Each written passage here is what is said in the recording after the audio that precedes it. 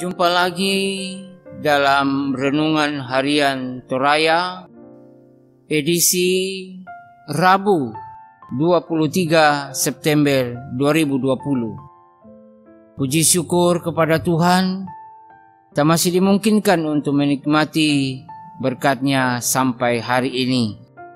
Dan karena itu marilah tak jemu-jemunya kita pun datang menghampiri hadirat Tuhan untuk mencari hikmat daripadanya melalui kebenaran firman Tuhan. Dan itu marilah kita siapkan hati kita dan kita satu dalam doa. Ya Allah, Allah pengasih dan penyayang, kalau kami ada saat ini hanya karena anugerah-Mu. Dan karena itu ya Tuhan, mengawali seluruh kegiatan kami hari ini, kami mau mendengarkan firman-Mu yang akan terus menguatkan kami, memampukan kami untuk menjalani kehidupan ini. Beri hikmat kepada kami ya Tuhan, sehingga kami dimampukan memahaminya. Di dalam kuasa Roh Kudus-Mu yang akan memampukan kami berdoa kepadamu. Dalam nama Yesus Kristus kami berdoa. Amin. Masih lanjutan dari bacaan kita kemarin dari Bilangan pasal 11 dari ayat 10 sampai 15. Firman Tuhan, ketika Musa mendengar bangsa itu, yaitu orang-orang dari setiap kaum, menangis di depan pintu kemahnya, bangkitlah murka Tuhan dengan sangat, dan hal itu dipandang jahat oleh Musa. Lalu berkatalah Musa kepada Tuhan, "Mengapa kau perlakukan hamba-Mu ini dengan buruk? Dan mengapa aku tidak mendapat kasih karunia di mata-Mu, sehingga Engkau membebankan kepadaku tanggung jawab atas seluruh bangsa ini? Akukah yang mengandung seluruh bangsa ini? Atau akukah yang melahirkannya? Sehingga Engkau berkata kepadaku, pangkulah dia seperti pak pengasuh memangku anak yang menyusu. Berjalan ke tanah yang Kau janjikan dengan bersumpah kepada nenek moyangnya. Dari manakah aku mengambil daging untuk diberikan kepada seluruh bangsa ini?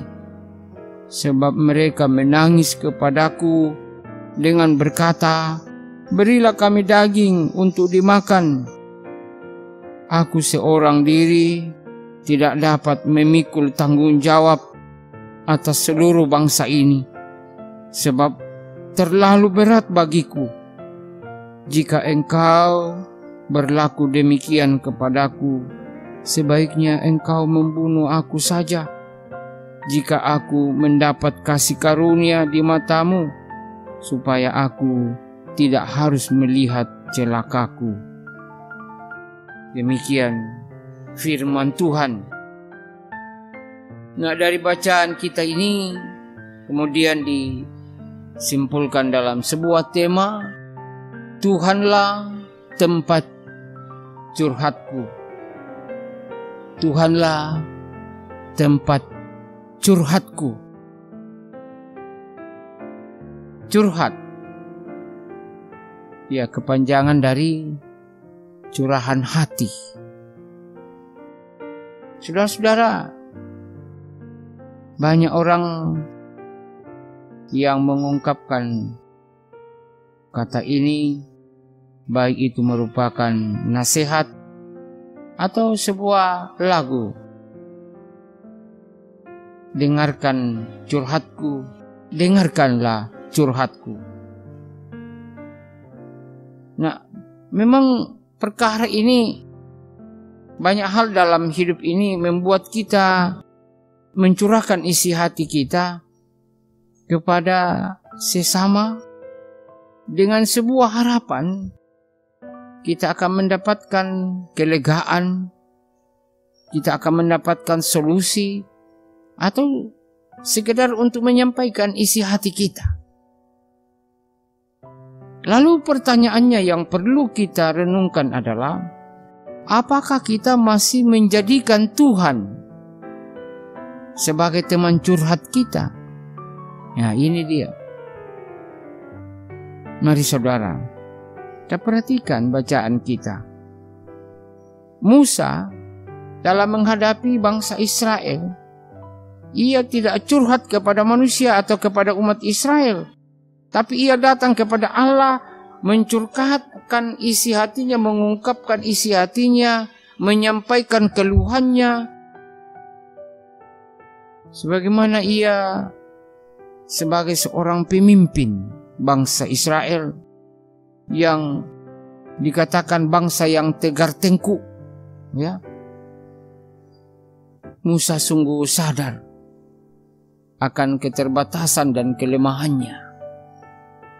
Lalu ia mencurhatkan isi hatinya. Dia katakan, "Mengapa engkau membebankan kepada aku tanggung jawab atas seluruh bangsa ini? Akukah yang mengandung seluruh bangsa ini? Dari mana aku mengambil daging untuk diberikan kepada mereka? Aku seorang diri tidak dapat menanggung dan memikul tanggung jawab ini, sebab terlalu berat bagiku." Saudara, itulah curahan Musa, curahan hatinya. Sampai ia katakan apa? "Jika engkau berlaku demikian kepadaku, ya, sebaiknya engkau membunuh aku saja." Seolah-olah dia sudah putus asa. Dia tidak bisa berbuat apa-apa. Musa tidak sanggup lagi menghadapi Israel, sehingga ia meminta pertolongan Tuhan. Jadi saudara-saudara, jika Anda sedang menghadapi masalah, jangan bertanya, "Mengapa aku?" Tapi bertanyalah, "Apakah yang engkau ingin aku lakukan? Apakah yang ingin engkau mau aku pelajari dari setiap peristiwa ini?" Manusia memiliki banyak keterbatasan dalam mendengar dan menyikapi setiap isi dari curahan hatinya. Tetapi Tuhan yang kita percaya, yang kita andalkan, akan selalu setia untuk menyatakan pertolongannya kepada saudara dan saya. Sekali lagi, persoalan bagi kita adalah, apakah kita masih menjadikan Tuhan sebagai tempat curhat kita?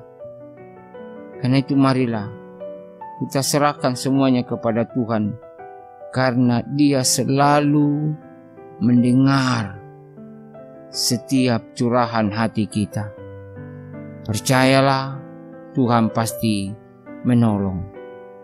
Amin. Mari berdoa. Bapa Surgawi,